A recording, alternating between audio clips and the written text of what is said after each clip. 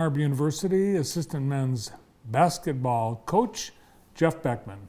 Hi, Jeff. Hi, Bart. Good to see you. Merry Christmas. It's great to be here. Yeah, Happy New Year. Happy New Year to you. Did you have a nice Christmas? We did.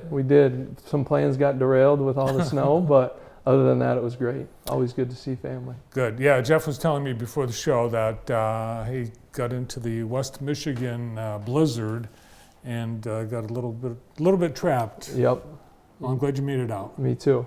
Just in time for Thursday, it's the Shot Clock Classic. Yeah. Tell us a little bit about this event. So the MHSAA and BCAM, the Basketball Coaches Association of Michigan, are pushing for a shot clock in high school basketball. And so the way they're doing that is they're having these trial events. So for the second year in a row, we are one of 3 sites to have these trial events that we're really excited about. And so we get to showcase local high school basketball at Spring Arbor and do it as a way to increase the game of basketball, we feel, in the state of Michigan. How long is the shot clock? 25? It's a 35-second shot clock. Yep. Okay. And it always resets to 35. So there's some apprehension from athletic directors in Michigan because they feel the training is so hard. So in the college game, the shot clock will reset to 20 seconds or 30 seconds depending on what happens. In high school, so for last year, we used people who had never run a shot clock before, and they were able to do it because it always resets to 35. So, and we feel it makes the game better. So if right now in high school, if you're down by 2 going into the final 2 minutes, the other team can just hold the ball. With this, it allows for extra possessions and just makes it more competitive and more fun. Yeah, I think it's exciting. And the idea, and I thought when we looked at last year that we were going to see games that were a lot higher scoring, but it didn't seem like it worked out that way.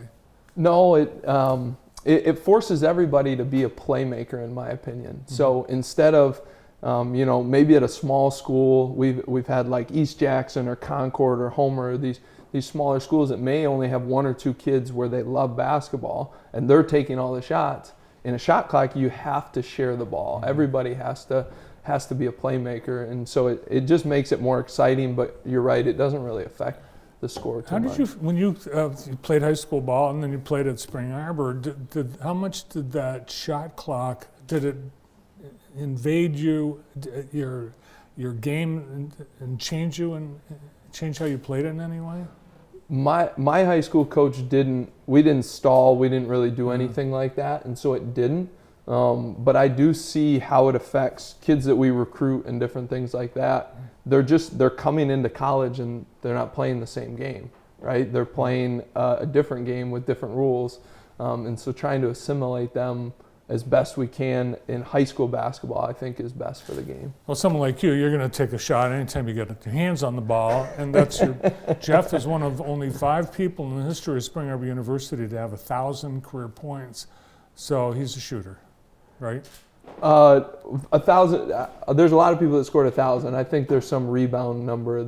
I was chasing Jeremy Patterson in stats. That was always my goal. But I played with a couple really, really good players. So yeah, and had a couple of really great seasons as well. We did. Yeah. So let's talk just for a moment about the Cougars.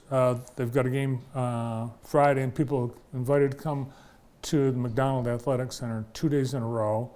Thursday for Shot Clock Classic, and then Friday. Yeah, at 1 o'clock against Aquinas College. So we're on a bit of a break right now, and as we were talking before, we're a really, really young team. So we have 1 senior and 2 juniors, and then a lot of freshmen and sophomores that are just learning the ropes, right? So they're 18 and 19 years old, and instead of 22 or 23 as some of these redshirt seniors are. So we'll get there. I'm confident of that. Just continuing to build and grow. Yeah, and one of your freshmen, he scored 34 points the other day. So that's pretty amazing.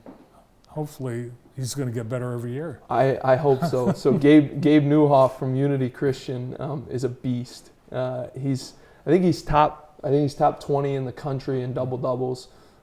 Just really controls the middle, and you're right, he's getting better every day. He's a really great kid, which you love. And you wonder, well, how does a college program end up with just one senior, just 2 junior? But your program was a victim of COVID, and I know that was the case for a lot of schools. Right.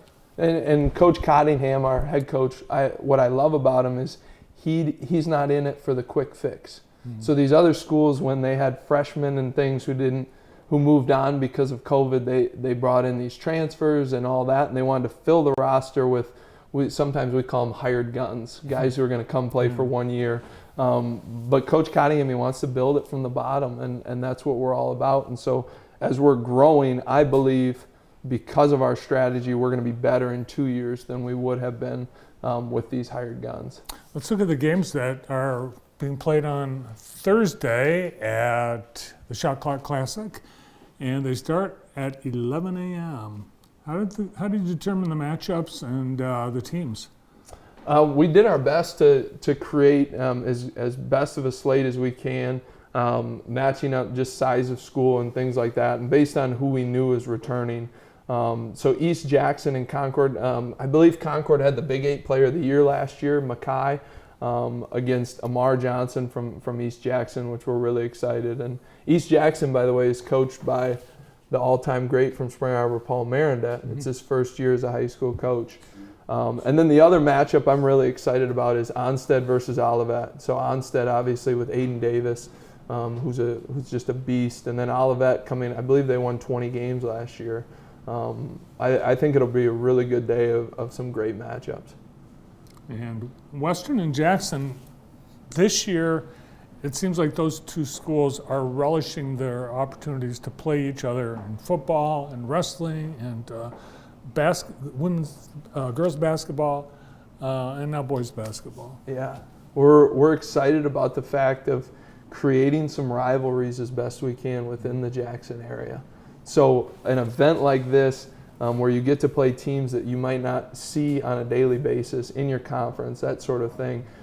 This type of tournament is when I fell in love with basketball. Watching the high schoolers, my older brother, when I was just 6 and 7 years old, playing these rivalry games over Christmas break when this is their only focus, it's just a lot of fun. And so our hope is that this can be a premier event where the 6th and 7th graders in Jackson County can see some high-level basketball and get excited about it and want to play more. That's who it's for. It's for everyone to come out and enjoy the game of basketball, high school basketball all day long. And for the fans, there will be food. Is there an admission charge? It is.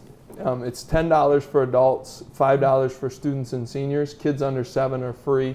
And then there will be concessions. There will be booths. We have some great sponsors. One North will have a booth set up. Last year they had their buffalo chicken dip and chips that they were handing out, which people really, really loved. And there will be some fun halftime events and games that the crowd can participate in. And popcorn. And popcorn. That's why you go, right? That's right. So if you've never been to this beautiful facility, this would be a great opportunity to check it out. And be sure and follow the Cougars.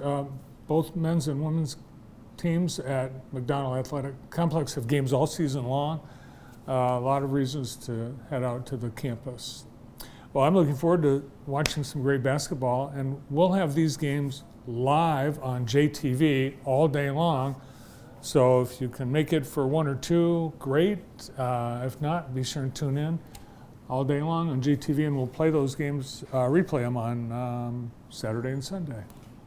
So great to see you. Thanks for partnering with us on the Shot Clock Classic. Thank you. It's been a blast, and we look forward to it. We'll see you Thursday. All righty. Sounds good. Assistant coach men's basketball at Spring Arbor University, Jeff Beckman. More to come.